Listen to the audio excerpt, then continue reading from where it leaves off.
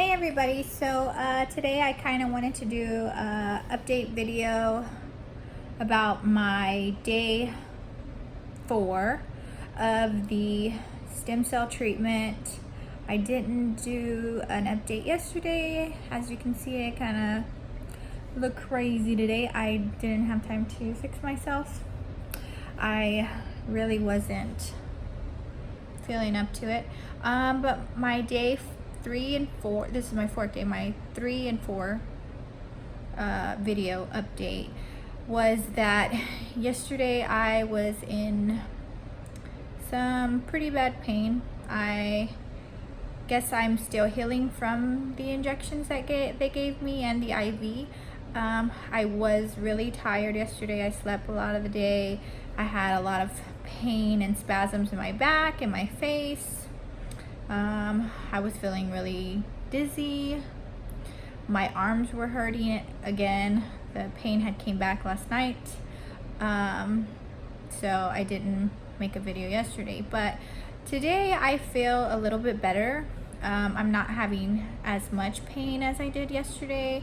It's kind of maybe a little pain in the mid-back, but I'm also wearing a back brace to help with my curvature of my neck.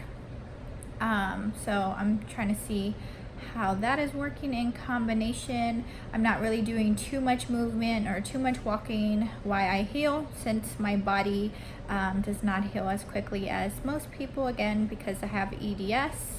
I also have mast cell activation, I have Durkheim's disease, and I have dysautonomia, POTS, and I also have an MTHFR mutation, so that does also hinder my cells from giving me the energy I need. So I have that chronic fatigue. Originally they thought I had fibromyalgia, but I kept seeking answers and I found out that I had the genetic disease EDS, and the fibromyalgia treatment they gave me, which was walking more and more, put me in a worse predicament. So if you believe you have fibromyalgia and you are not getting better with the stuff that they say, and they say it's something in your head, actually EDS is micro tears that you get within your body that did not show up on my MRIs, that did not show up on CTs, that did not show up on certain things until I got progressively worse where I wasn't able to get up. So the stem cell treatment I'm doing is supposed to help with my body's healing, but since I do have defective collagen, they say that it might not come back correctly. But my speculation is that if I do have defective collagen, at one time since I was young, it had been working effectively because I did not feel this intense pain all day, every day, where it does not go away. So my thoughts are that the stem cell treatment will work for me. So as day 4, I am feeling good, better than I have in a long time, and every day feels like it's getting better. And my hope for the rest of my life seems more hopeful than it did previously, before I started to get this treatment. I had other doctors I had seen who stated they would not help me and they could not see me. My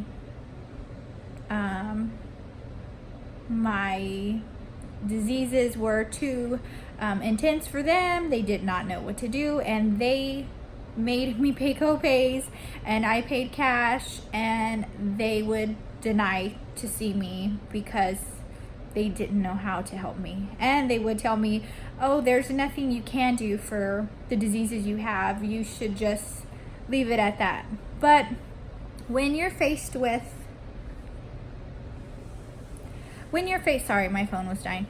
When you're faced with somebody telling you that your disease has no cure and no treatment, and you're in pain, dramatically intense stabbing pain all day, every day, and you can't even pick up your neck or your head. You can't even feed yourself, and you can't even, take a bath, and you have to wear neck braces and arm braces, and your bones are popping out of place, and you have children and a spouse, and you can't work anymore, and you're disabled. That is a very traumatic experience for someone. And this is my story of what I've been going through, from being a person who dressed up every day.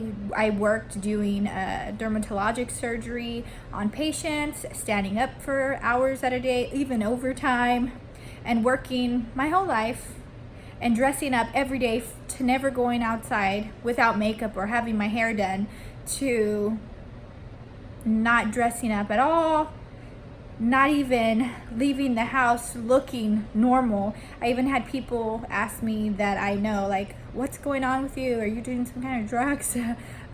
Your hair fell out, and you dress crazy, and you are not being the same person. But my experience is I didn't tell everybody what was happening, and walking around with a neck brace, people were like, what happened to you? Are you okay? Is just your boyfriend hitting you? It was like crazy stuff, that I've been seeing through the year, these last couple years. And I know there are other people out there who are like me, who have been going through the same thing, but I feel like these diseases, having 5 rare diseases, has really taken my identity. So if I'm on here and I don't have makeup on and I might look crazy, this is me. This is the real me. This is who I am, and I'm not on here to sugarcoat anything or tell lies or act like I look beautiful every day while I battle this disease, and that it's so easy. But you know what? It's not.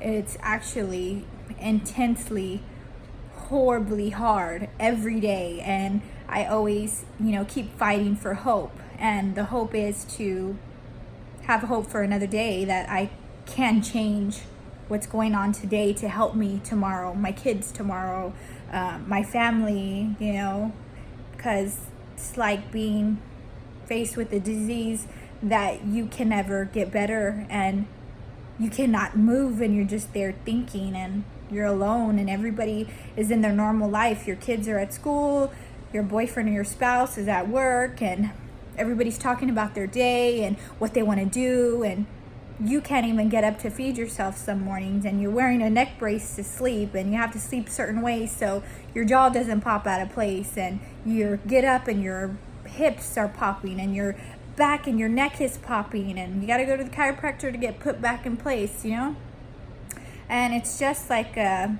very different life than I had before. And I don't really take my life for granted, or I think about a lot of my choices that I do, what I eat, what I drink, where am I going, the temperature, since I can't control my temperature correctly. My mast cell disease is gotten crazy. So, if you have any tips for me, or if you have any ideas of what else I could try to help me, or if I can give you some tips to try to help you, it will kind of help us all, because in a thing where you have a rare disease or a chronic disease that's debilitating you, it really puts a hold on your spirituality and who you are.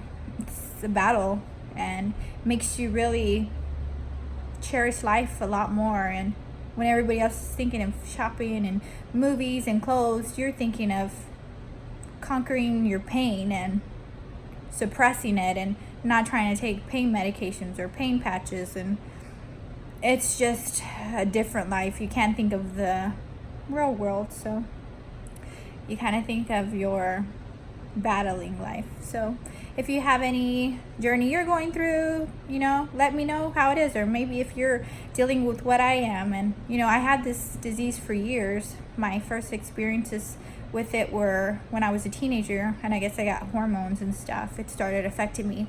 But all my life, my family always would tell me, you're not dizzy, you're complaining, you're too hot, you just need to sit down, you need to eat, feeling dizzy is normal. And I realized that in my 30s that wasn't true. I was really facing a disease I had let get out of control, so long that it finally put me in a wheelchair. So it was a crazy experience finding these doctors and everything I've been through, but this is my stem cell video and I feel it's going good, and I'll keep you guys posted. Have a great week.